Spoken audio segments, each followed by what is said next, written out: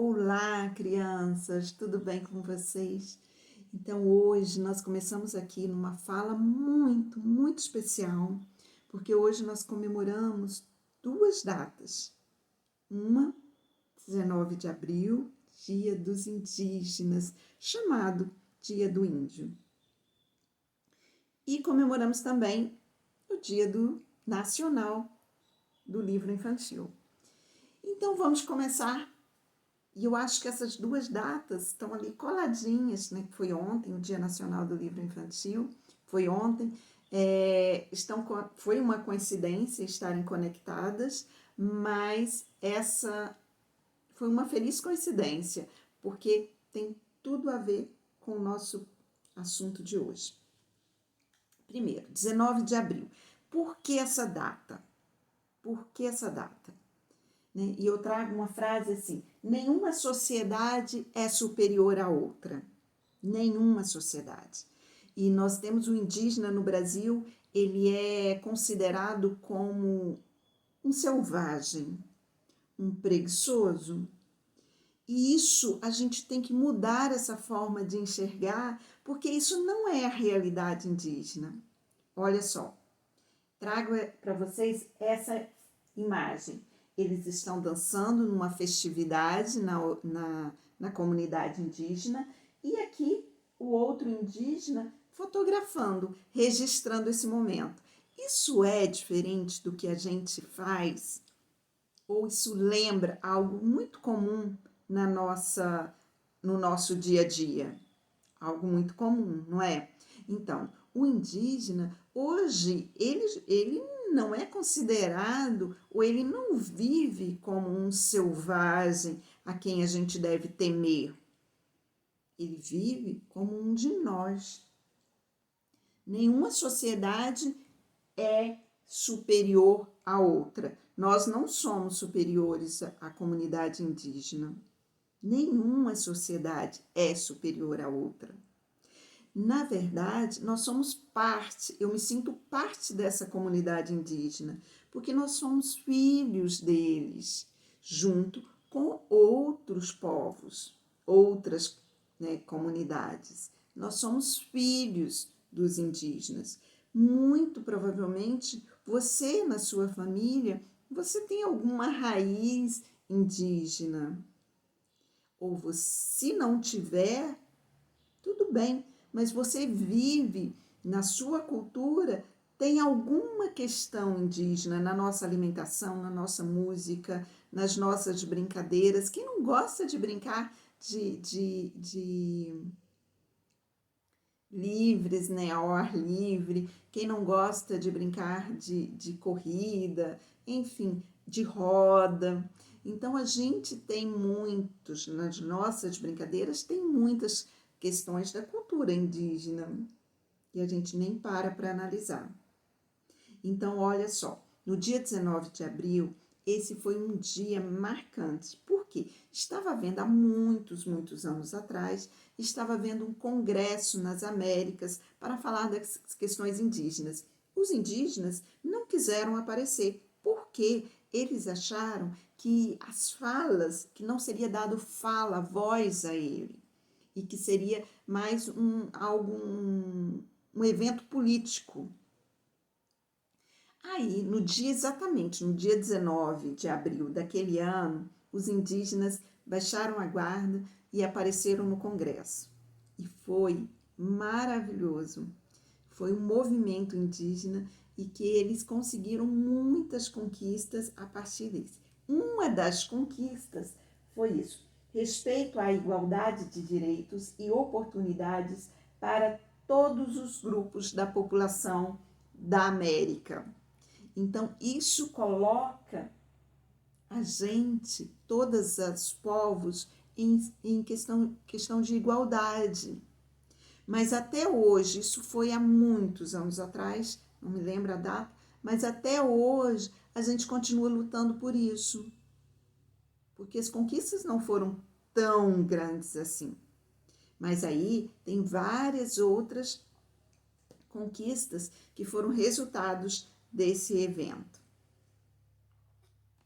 Bom, para falar, então, aqui os indígenas conectados com a tecnologia chegou para todos e para eles não é diferente. Os indígenas, eles saem, eles estudam, temos escritores indígenas, temos indígenas doutores em várias ciências. Então, gente, nada de preconceito. Preconceito é um conceito que a gente forma sem conhecer. A gente forma equivocado. Então, não é pena, uma pena na cabeça, um cocá que vai representar esse povo hoje, essas comunidades. Não é isso. A gente pode respeitar, começando por conhecer essas comunidades nos dias atuais. Olha só, se você quiser ver aí, aqui é um artesanato dos povos Iandé Muraqui, lá da região da Amazônia, e eles têm uma associação para a venda dos seus artesanatos. Com a pandemia, as vendas ficaram muito escassas, eles não estão podendo receber ninguém. Então, o que acontece? Olha lá, você pode comprar os artesanatos pelo Instagram ou pelo Facebook, entrar em contato com eles por e-mail e escolher um desses objetos lindíssimos. Esse daqui é um objeto de decoração maravilhoso. Olha as estampas das camisas. Então, eles vendem ali os seus instrumentos, né, as maracas, joias, né, as bijuterias, os cestos, que, olha, sinceramente, ninguém faz tão belo quanto eles, como eles fazem. Os colares, né? Esse daqui, eu achei belíssimo esse colar. Então, você pode entrar e olhar vários outros, né? E também tem a sabedoria popular deles na cura de doenças. Então, eles fazem isso. E a gente aprendeu muito com eles, né? Quem nunca tomou um chazinho para se curar ou se sentir melhor por alguma questão aí? Esse chazinho veio lá, conhecer, saber das plantas medicinais, vem muito da cultura indígena. Então, vamos lá. Trago para vocês o doutor Daniel Munduruku. Então, ele é filho de indígenas, ele é nascido lá no Pará, na comunidade Munduruku, e ele tem mais de 50 livros publicados, recebeu prêmios. Então, é assim que a gente deve ver o indígena, entre a ciência, entre o saber, entre o conhecimento. São esses valores que a gente deve lembrar do povo indígena, e não de um selvagem que a gente precisa ter medo dele. Não é assim. Não é assim. É de algo que pode trazer, de um povo que traz riquezas para nós. E também quer aprender com a gente. Nós somos um só. Não há um melhor, não há uma comunidade melhor que a outra. Então, eu gosto muito dessa imagem do Daniel entre os livros. E ele representa, para mim, essa imagem representa o povo indígena hoje. E é assim que eu quero que seja para a maioria deles, né? Que eles tenham o direito de viver como eles querem. Então, vamos lá, gente. Então, uma contribuição da gente. Não vamos chamá-los de índio, vamos chamá-los de indígenas. Índio está associado a muita coisa negativa. Por exemplo, se você me chamar para a gente fazer um programa de índio, eu vou amar, porque eu vou imaginar coisas maravilhosas, porque eu não consigo imaginar algo ruim vindo deles. Mas muitos associam o programa de índio a um marasmo, uma coisa chata, um programinha chato. Que programa de índio, que programa mais chatinho. Então, não é, vamos passar a chamá-los de indígenas, que são a origem desse povo que se originou dessas terras. Também tem um dizer popular que diz assim, quando tem muita gente querendo mandar, fala assim, é muito cacique para pouco índio. Isso também é uma forma negativa, né? Muita gente mandona, isso é ruim, isso não vai dar certo, é muito cacique para pouco índio. Então, tem alguns dizeres associados à palavra índio que são negativas. E índio foi apelido dado pelos portugueses quando chegaram aqui e viram os originários das Américas. Então, olha só, quando numa entrevista, perguntaram ao Daniel se pode chamar de Daniel ou de Munduruku. Como preferir? Aí ele responde, pode chamar, né? Pergunta se poderia chamá-lo por Daniel ou por Munduruku. O que ele preferia? Ele diz o seguinte, pode chamar de Daniel ou de Munduruku. Como preferir? Só não chama de índio, disse dando risadas o escritor. Então, só não me chama de índio, porque a gente tem que... índio lembra algumas coisas negativas e que foi associado, né, na época, desde o período colonial, e essa palavra não representa mais não representa as comunidades indígenas. Então, gente, eu vou, já que a gente comemora também o Dia da Literatura Infantil, esse é um livro do Daniel Munduruku, Histórias de Índio. E eu fiquei intrigada por duas coisas. Por que história de índios e de índio e não história de indígenas? E são contos, e eu amo contos, eu amo ler contos para criança. Então, eu não tenho nenhum livro dele e eu vou comprar esse livro. Então, a gente deveria ter professores indígenas nas nossas escolas ou ter acesso a esses professores. Nós não temos. E quando não temos, e a professora não conhece muita cultura indígena, né, como a professora de vocês, então a gente tem que ler. Então, vocês, crianças, lê sobre os livros que traz essa cultura e procure conhecer. E a gente vai fazer isso juntos. Então, hoje eu vou fazer a compra desse livro e a gente vai ler alguma coisa juntos. E recomendo você também a fazer uma compra de um livro sobre a cultura indígena, e aí você pode começar pelos livros do Daniel, e a gente pode compartilhar essas leituras. Então, só para deixar você curioso sobre esse livro, o que fala? Olha só, na primeira parte desse livro, traz um conto da cultura Munduruku. O menino não sabia sonhar. Fala de Caxi, um garoto como outro qualquer, exceto pelo fato de o pajé tê-lo escolhido como seu sucessor. Como assim? Uma criança que não sabe sonhar? Aí eu já fiquei bem curiosa com esse conto. Para ser iniciado nos segredos da pajelança, porque o menino, o Caxi, ele ia se tornar um pajé, ele ia substituir o pajé. Então, para ser iniciado nos segredos da pajelança, o pajé lhe ensina que é preciso sonhar, pois nos sonhos residem os grandes mistérios da vida. Então, tem que ensinar o menino a sonhar.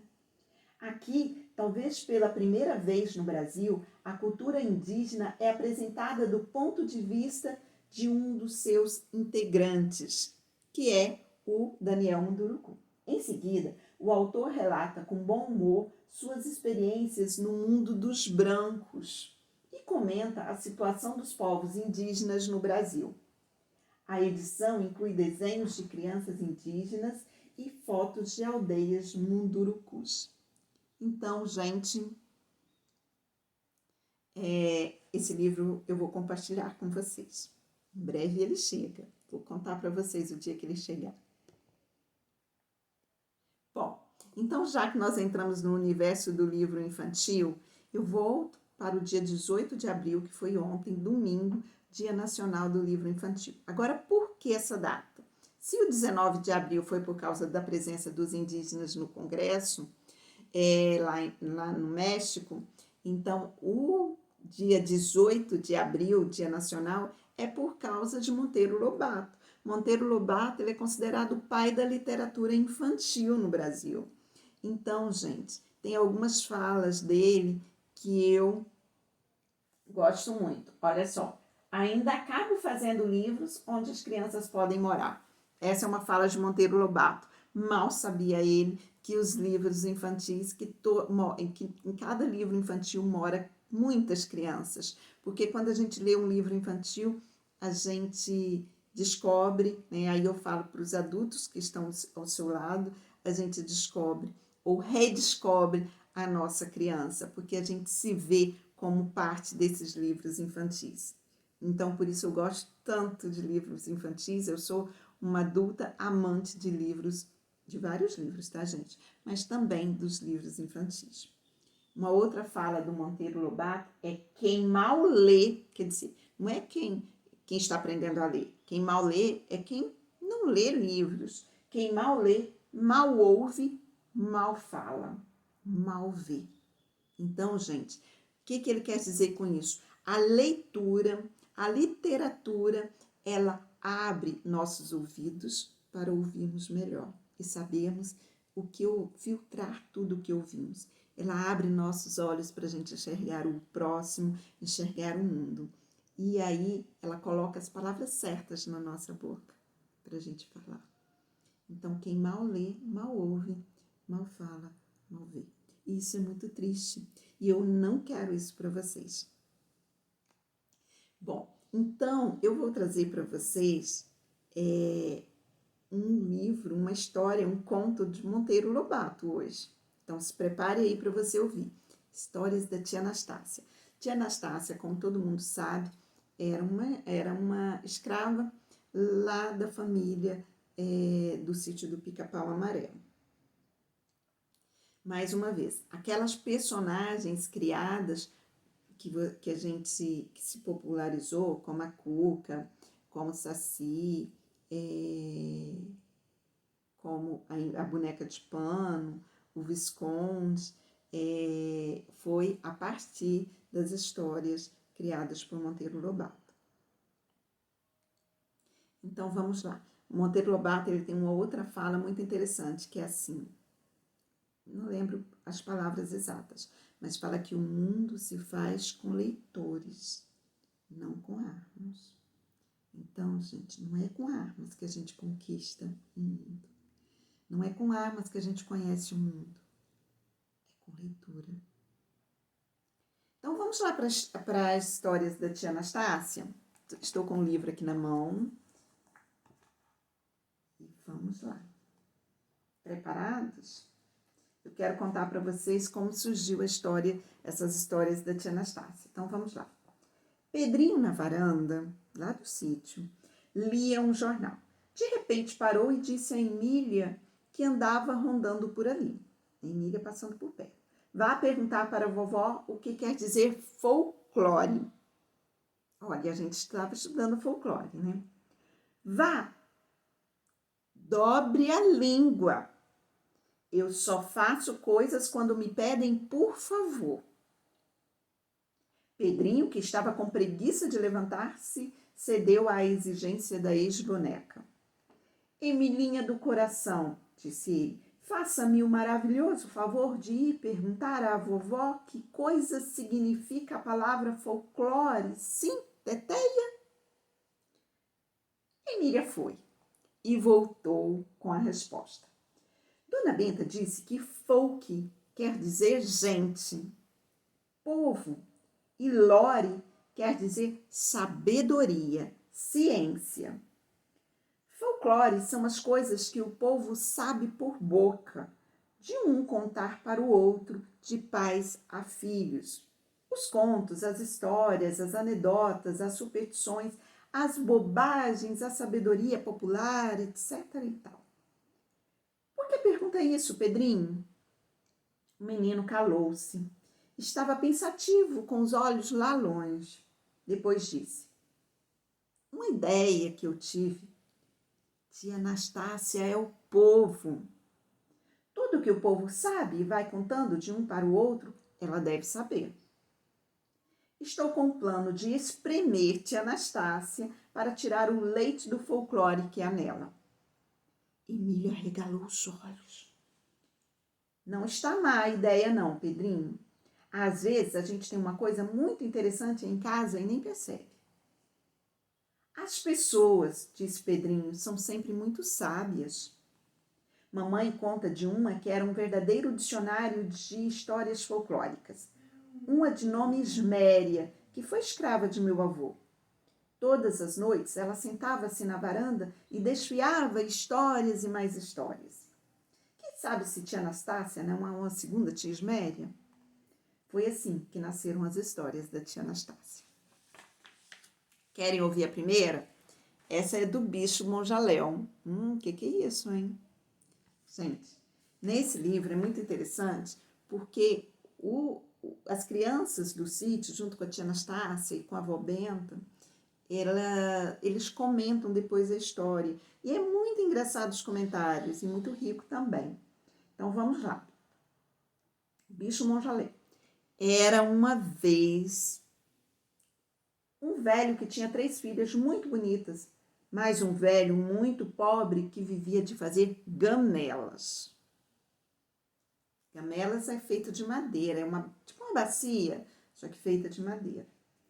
Uma vez passou pela sua casa um lindo moço a cavalo. Parou e declarou que queria comprar uma das moças. O velho se ofendeu. Disse que, por ser pobre, não era nenhum malvado que andasse vendendo as filhas. Mas, diante das ameaças do moço, teve que aceitar o negócio. Lá se foi a sua primeira filha na garupa do cavaleiro. E o velho ficou olhando para o ouro recebido. Ele pagou com ouro. No dia seguinte apareceu outro moço, ainda mais lindo, montado num cavalo ainda mais bonito, e propôs-se a comprar a filha do meio. O velho, bastante aborrecido, contou o que tinha passado com a primeira e não quis aceitar o negócio. O moço ameaçou matá-lo e também lá se foi com a segunda moça na garupa, deixando com o velho 2 sacos de dinheiro.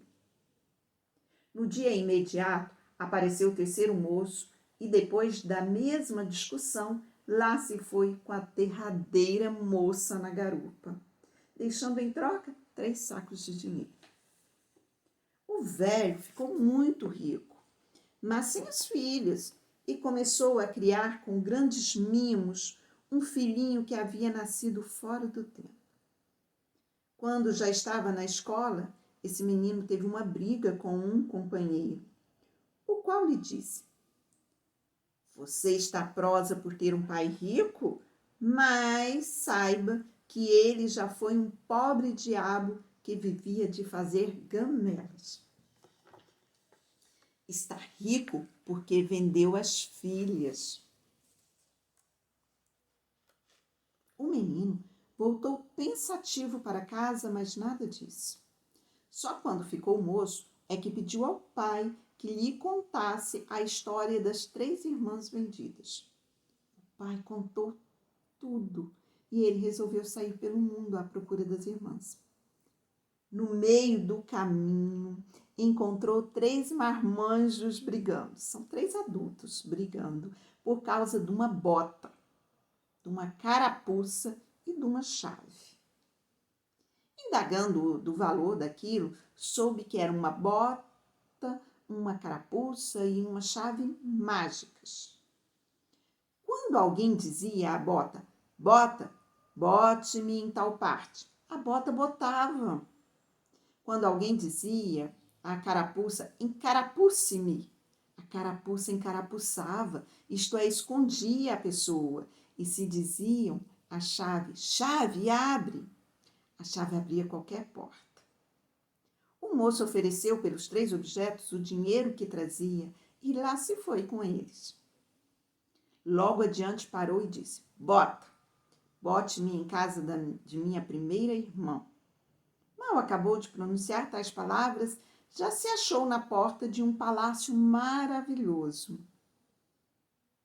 Falou com o porteiro, pediu para entrar, dizendo que a dona do palácio era sua irmã. A irmã soube da sua chegada, acreditou em suas palavras e o recebeu muito bem. Mas como conseguiu chegar até aqui, meu irmão? Por meio da bota mágica, respondeu ele. E contou toda a história da sua partida e do encontro dos 3 objetos mágicos. Tudo correu bem, mas assim que começou a entardecer, a irmã pôs-se a chorar.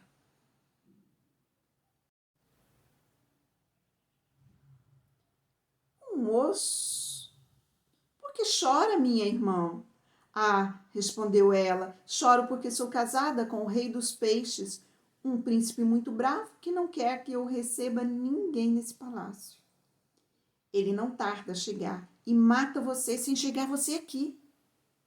O moço deu uma risadinha, dizendo: Não tenha medo de nada, com a carapuça mágica saberei esconder-me. O rei chegou e logo levantou o nariz para o ar, farejando. Sinto o cheiro de gente de fora, mas a rainha mostrou que não havia por ali ninguém e ele sossegou. Tomou um banho e se desencantou num lindo moço. Durante o jantar, a rainha fez essa pergunta: Se aparecesse por cá um irmão meu, que faria Vossa Majestade? Recebia-o muito bem, disse o rei, porque o irmão da rainha, cunhado do rei é, e se ele está por aqui, que apareça. O irmão encarapuçado apresentou-se muito bem recebido. Contou toda a história, mas não aceitou o convite de ficar morando ali por ter de continuar pelo mundo em procura das outras irmãs. O rei olhou com inveja para as botas mágicas, dizendo: Se eu as pilhasse, iria ver a rainha de Castela. Na hora da partida, o rei deu-lhe uma escama. Quando estiverem em apuros, pegue nessa escama e diga: Valha-me, rei dos peixes. O moço agradeceu o presente e lá se foi depois de dizer à bota: Bota, bote-me na casa da minha segunda irmã. E imediatamente se achou defronte de outro palácio, onde foi recebido pela segunda irmã, que era a esposa do rei dos carneiros. Meu marido logo chega por aí a dar marradas à torta e à direita, e você não escapa.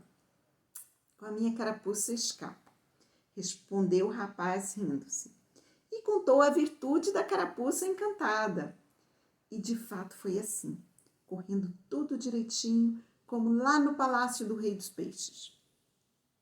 Na hora da partida do rei dos carneiros, disse: Tome este fio de lã. Quando estiverem apuros, basta que pegue nele e diga: Valha-me, rei dos carneiros. Em seguida, olhou com inveja para as botas mágicas. Se as pilhasse, iria ver a rainha das castelas. Quem será essa rainha, hein? Logo que viu o moço e se viu na estrada, parou e disse à bota: Bota, bote-me em casa da minha terceira irmã. E a bota botou no portão de um terceiro palácio ainda mais belo que os outros. Era ali o reino dos reis dos pombos, onde tudo aconteceu como nos reinos anteriores. Na hora da partida, o rei dos pombos suspirou olhando para as botas e disse: Se eu pilhasse essas botas, iria ver a rainha de Castela. Em seguida, deu o moço uma pena, dizendo: Quando estiverem apuros, pegue a pena e diga: Valha-me, rei dos pombos. Logo que o moço se viu na estrada, pôs-se a pensar na tal rainha de Castela, que os 3 príncipes queriam visitar. E disse à bota mágica: Bota, bote-me no reino da rainha de Castela. E num instante a bota o botou lá. Soube que era uma princesa solteira, não tão linda que ninguém passava pela frente do palácio sem erguer os olhos, na esperança de vê-la à janela. Mas a princesa tinha jurado só se casar com quem passasse pelo palácio sem erguer os olhos. O moço, então, passou pela frente do palácio sem erguer os olhos e a princesa imediatamente casou-se com ele. Depois do casamento, a princesa quis saber para que serviam aqueles objetos que ele sempre trazia consigo. E o que mais a interessou foi a chave de abrir portas. A razão disso era haver no palácio uma sala sempre fechada, onde o rei não permitia que ninguém entrasse. Nela morava o monjaléu, um bicho feroz que, por mais que o matassem, revivia sempre. A princesa andava ardendo de curiosidade de ver o bicho monjaléu.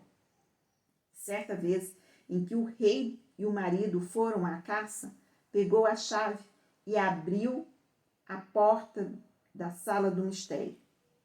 Mas o bicho feroz pulou e agarrou-a, dizendo: era você mesma que eu queria. E lá se foi para a floresta com a pobre moça no ombro. Quando o rei e o marido da princesa voltaram da caça e souberam do acontecido, ficaram desesperados. Mas o dono das botas mágicas prometeu consertar tudo. Agarrou-se e disse: Bota, bote-me onde está a minha esposa. E a bota botou. O moço encontrou a princesa sozinha, pois o monjaléu andava pelo mato caçando. Minha querida esposa, disse ele, precisamos dar cabo desse monstro feroz, mas para isso é necessário que eu saiba onde é que ele tem a vida.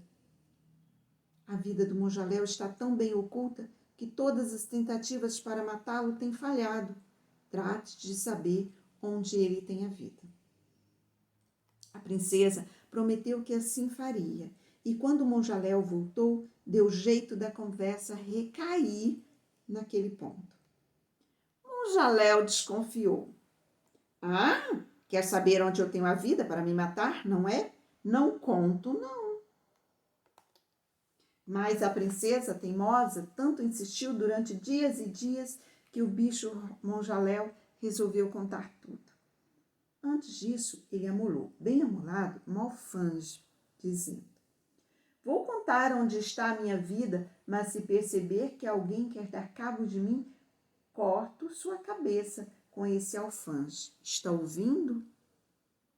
Alfange é ferramenta para cortar a cabeça. A princesa aceitou a proposta. Ele que contasse tudo que ela ficaria com o pescoço às ordens do alfange, no caso de alguém atentar contra a vida do monstro. E o bicho monjaléu então contou. Minha vida está no mar, lá no fundo há um caixão. Nesse caixão há uma pedra. Dentro da pedra há uma pomba. Dentro da pomba há um ovo.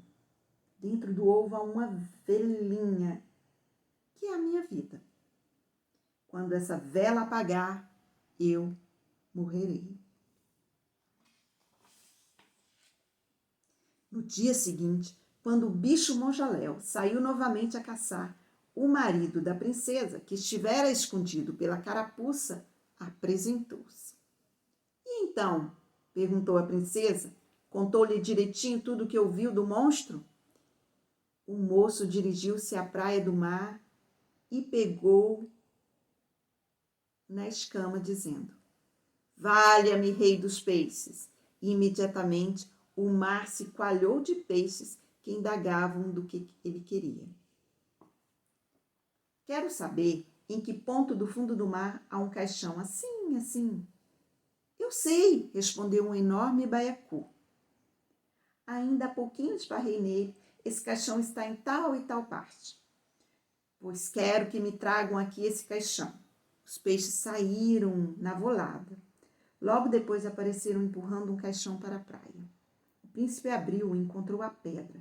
Como quebrá-la? Lembrou-se do tal fio de lã. Pegou no fio de lã e disse: valha-me, rei dos carneiros. Imediatamente apareceram inúmeros carneiros, que deram tantas marradas na pedra que a partiram. Enquanto isso, lá longe, o monjaléu com a cabeça no colo da princesa e o alfange na mão, ia sentindo coisas esquisitas. Minha princesa, disse ele, estou me sentindo doente. Alguém está mexendo na minha vida. E sua mão apertou o cabo do alfange. A princesa engambelou-o como pôde para ganhar tempo. Ela sabia que seu marido estava à procura da vida do monstro. Assim que os carneiros quebraram a pedra, uma pombinha voou de dentro e lá se foi pelos ares. O moço lembrou da pena, pegou-a e disse: valha-me, rei dos pombos. Imediatamente, o ar se encheu de pombos que o moço mandou voarem em perseguição da pombinha. Os pombos voaram atrás dela e a pegaram. O moço tomou-a, espremeu-a e fez sair um ovo. Lá longe, o monjaléu se sentia cada vez pior. Começava a desfalecer e, como não tivesse dúvidas sobre o que era aquilo, foi levantando o alfange para degolar a princesa. Mas não teve tempo. O moço havia quebrado o ovo e, assoprando a velhinha, a mão do monjaléu moleou e seus olhos fecharam-se para sempre. A mão foi caindo e os seus olhos fecharam-se para sempre. Estava o reino de Castela, livre daquele horrendo monstro. O moço levou a princesa para o palácio, onde o rei a recebeu com lágrimas nos olhos. E para comemorar o grande acontecimento, decretou uma semana inteira de festas. E acabou-se a história. E aí?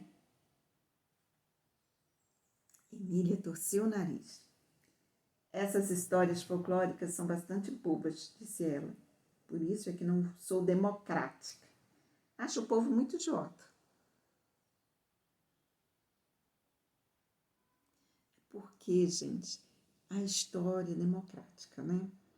É a história conforme a sabedoria do povo, conforme o povo quer. O povo vai mudando a história. Nossa Senhora, exclamou Dona Benta. Veja só como anda importante nossa Emilinha, que fala que nem um doutor. A culpa é sua, disse Emília. A culpa é de quem nos anda ensinando tantas ciências e artes. Eu, por exemplo, me sinto adiantada demais para a minha idade. Sou uma isca por fora, mas lá dentro sou uma filósofa. Meu gosto era encontrar um Sócrates para uma conversa. Então, a Emília disse que ela era uma filósofa, ela procurava o saber, ela procurava o conhecer sobre a origem, sobre os povos. Eu também acho muito ingênua essa história de rei, princesa e botas encantadas, disse Narizinho. Depois que li o Peter Pan, fiquei exigente. Estou de acordo com a Emília. Pois eu gostei da história, disse Pedrinho, porque me dá a ideia da mentalidade do nosso povo. A gente deve conhecer essas histórias como um estudo da mentalidade do povo.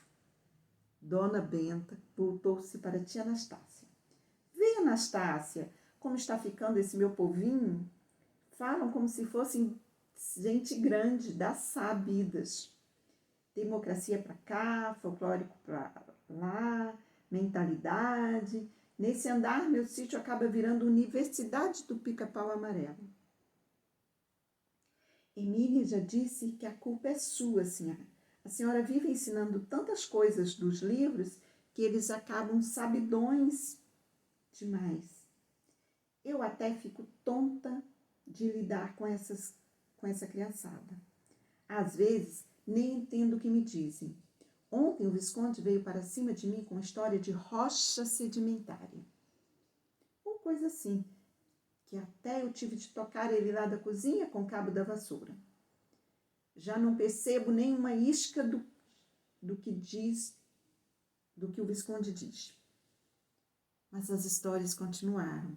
Naquele mesmo serão, tia Anastácia teve de contar mais uma e contou a história de O Sargento Verde. Mas essa eu não vou contar agora não, tá bom? Beijo muito grande para você. Leia.